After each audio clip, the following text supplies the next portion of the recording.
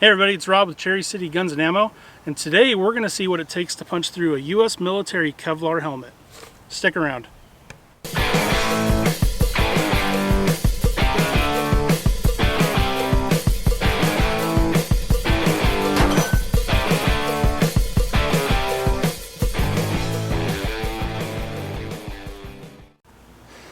Alright, here's a quick look at what we're going to shoot the helmet with. We're going to start over here with the handguns, and we will discuss what each gun is before we shoot it.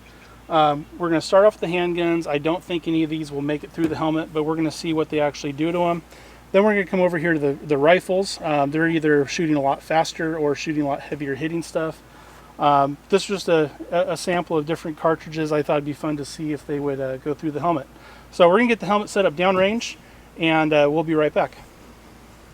Alright, so we're going to start off with the 22 long rifle. This is a Walther P22, and it's just a 40 grain solid lead 22 long rifle bullet.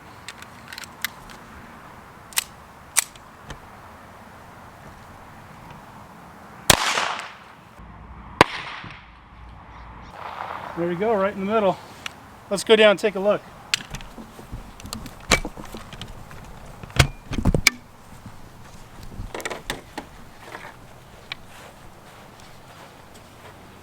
You can see we've got a good hit there. It's a little mounded up. But in the inside, you can see we've cut all the guts out of here. There's no bump at all. So I think it'd be safe to say that if you were shot in the head with the 22 long rifle while you're wearing this, you would be quite safe. Alright, let's step up to a 9mm, see what that does. Alright, up next, 9mm out of my Beretta 92S. It's got a 124 grain full metal jacket.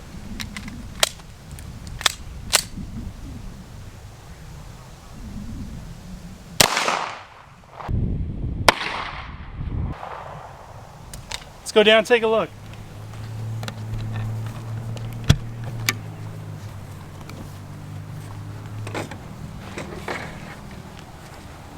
It's definitely a lot harder impact. You can see a little bit of splitting here. That's where the bullet went in. And I think you'd have a headache because we got a good bulge here. Then again, the internal webbing might have actually kept that away from your head. But it split, but it did not come through. So I think you'd still be alive. I guess we're going to have to step it up to a 45 ACP. Alright, next is the 45 ACP. That's a Smith & Wesson M&P 45 police trade-in. And we're going to shoot it with a 200 grain cast lead powder coated round that I actually loaded. And these are running kind of hot.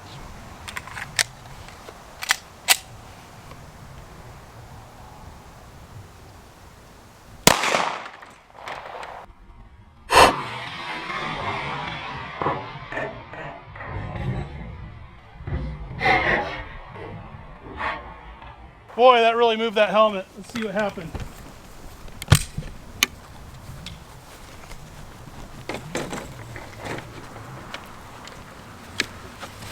So I hit a little low on this one. You can see it went in there. But despite it hitting near the edge, it did not come through. So looks like you'd be safe from a 45. Guess we gotta go the Magnum route now. Alright, up next. We've got a Ruger GP100, 6-inch barreled 357 Magnum. We're shooting 158 grain cast lead that I've loaded. Those are a little bit on the hot side.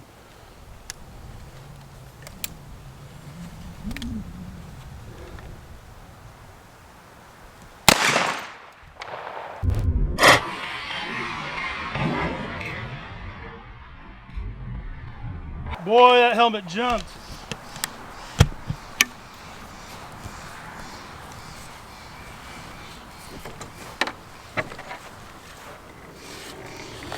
So we got another one kind of close to the edge here. This is all soft now. That really broke some stuff up. But even though it broke some stuff up, it did not come through. You can see all the layers are still intact. That stopped a 357 Magnum without a problem. Guess we'll step her up to a 44. Alright, up next is 44 Magnum. This is my Inner Arms Virginian Dragoon with a case hardened frame and 7 3/4 inch barrel. And this is a cast lead 310 grain flat nose lead. And once again, These are loaded kind of hot.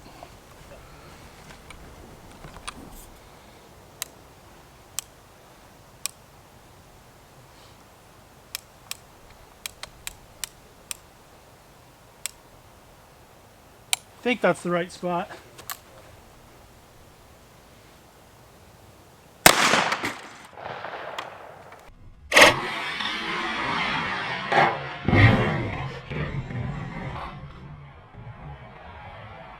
That hit with some authority.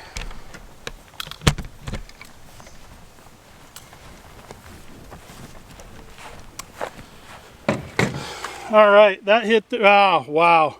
That hit right there in the middle. You can see this outside layer is just all crinkled up. Man, and look at the size of the bulge. Once again, it didn't come through, but I'm thinking you would have one heck of a headache. I mean, that bulge is just massive. That's incredible. That sure hit hard. Cool. I guess it's time to step up to a rifle round. All right, here we're gonna start stepping it up to rifle stuff. This is a Marlin 17V, chambered in 17 HMR. We're shooting a 17 grain CCI VMAX.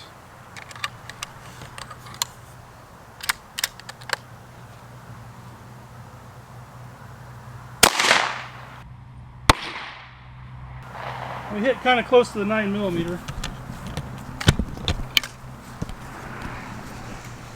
Boy, that's such a tiny little hole. So there's where we hit. And there's a bulge that was not there before. It did not come through. I really thought it would, but it did not come through. All right. All right, so this is my AR in 350 Legend. This is a 145 grain 9mm diameter bullet, but it's going 2,250 feet per second out of this rifle.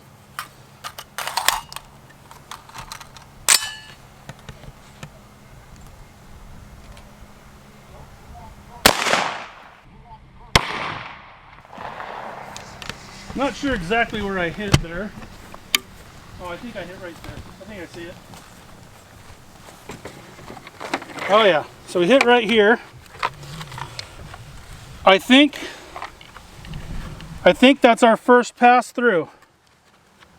I'm not sure if there's any bullets still in there, but this is all torn up. So I think it is possible. If it didn't come through, it came really close. I might have to dissect this thing later at home to verify. You know what? Look, there's an impact over here. So where'd the bullet go? That was our first pass through. I'm very surprised. I don't know where the bullet went, but we do have an impact spot over here. That's very interesting. All right, that's the first one to beat it. All right, because we hit kind of close to where another shot hit, we want to verify. I'm going to put another round through it with a 350 Legend in a pretty virgin spot where nothing else has been hit anywhere close.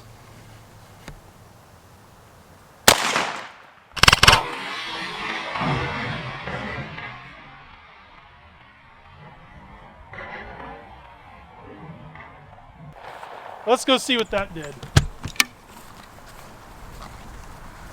Oh, I can already tell. So there's where we went in. It ripped it apart. There are some little pieces of lead in there. But yeah, 350 Legend pops right through it. That's really impressive. We might have to do a video called "What Will the 350 Legend Kill?" That's very impressive. I was not expecting that at all. All right, so that was where we hit with the 350 Legend. Somebody else just noticed, I didn't even think to look, but we got a pass through. It went fully through both sides. So if you were wearing this and somebody was coming after you with a 350 Legend, you're not safe. You're gonna have a bad day. That's the exit after going through 2 layers of this helmet.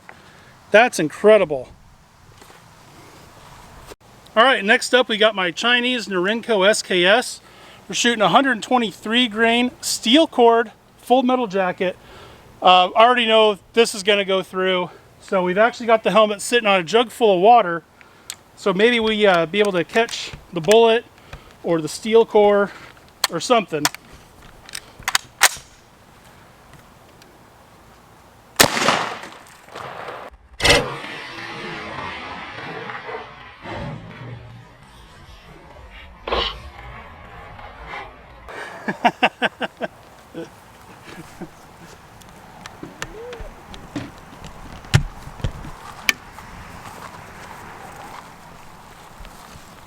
Alright, so there's where we hit. It came out right above that bracket. And definitely blew the water jug apart.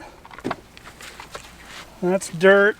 I don't know where the bullet went, but the water jug kept it from doing a full pass through. But yeah, it definitely had no problem going through that. Alright, up next we've got my Mosin Nagant model M9130. We're shooting 147 grain, full metal jacket, steel cores. Basically a lot longer version of the 7.62 that we just shot. So I think it's pretty needless to say, this is going through.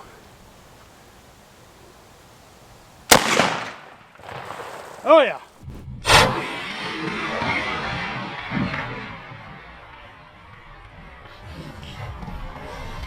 Oh, I can already tell we got a pass through. Alrighty, so we went in right there. Going fast enough, it didn't even really bulge it out. And we came out the front just a couple inches off from where the 350 Legend went. And we obviously blew the water jug to hell. Very cool. Alright, so now we're going to shoot my 18-inch barreled AR. This is one that I built at home. It's chambered in 223 Wild. We are shooting a 55 grain full metal jacket 223, and this is what we actually loaded up in my basics to reloading video. This is one of those rounds. So you can see that I actually know what I'm doing. I can make rounds that actually function.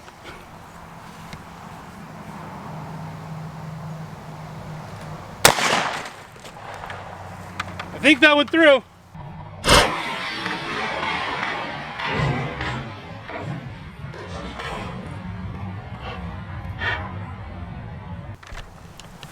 Let's go down there and take a look.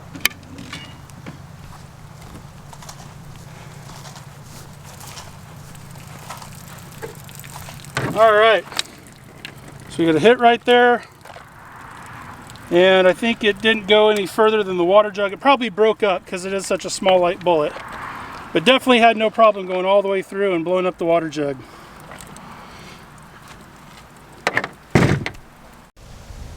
Alright, up next we've got my Savage Model 25 walking Varminter. This is chambered in 204 Ruger. We're shooting a 32 grain Varminter bullet running 4,250 feet per second.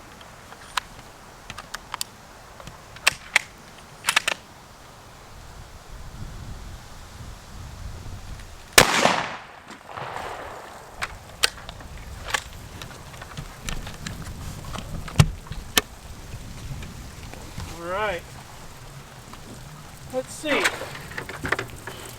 Tiny little entrance hole. We did not get a full pass through.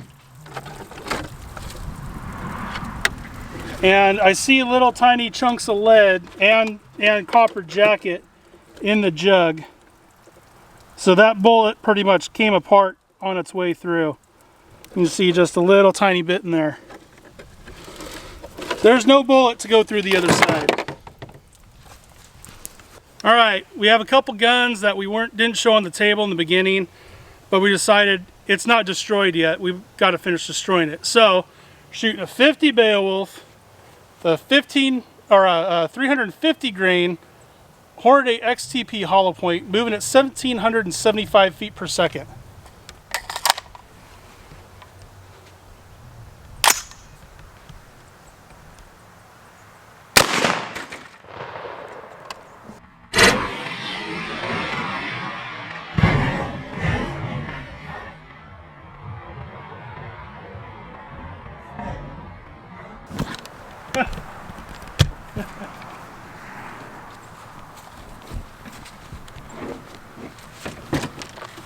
So there's our hit.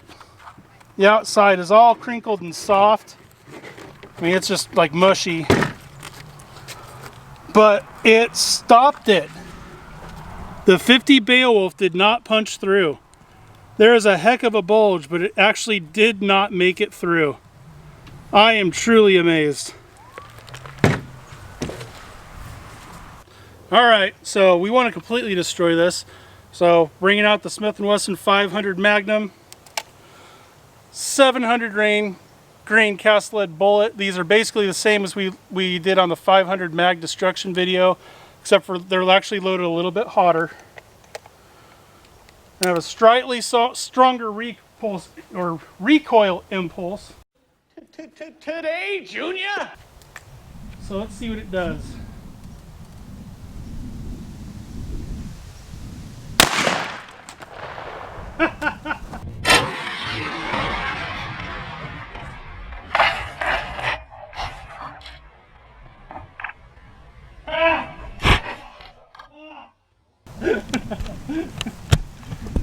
GoPro down. Saw the bullet. Let's see. Wow. It just about ripped the entire guts out of the helmet. Right there. And we've got a bullet. So a bullet went out in, bounced back out. Well, I don't know if it bounced back out or just fell out inside. Because look at the interior. The interior is completely just caved in. There's a big hole there. It stopped the 500 Magnum and the bullet just bounced back out. It went in, bounced out. That's absolutely insane. But you might still be dead because that may have just caved in your entire skull. I think it's good for one more. I think one more might actually go through. Let's try. All right, we got to finish killing this. I can't believe that it stopped the 500 Magnum, but I don't think it'll stop too. So once again, 700 grain hard cast. This is loaded up with a different powder. Should be pushing a little bit faster. Should recoil a little bit more. Let's find out. Whew.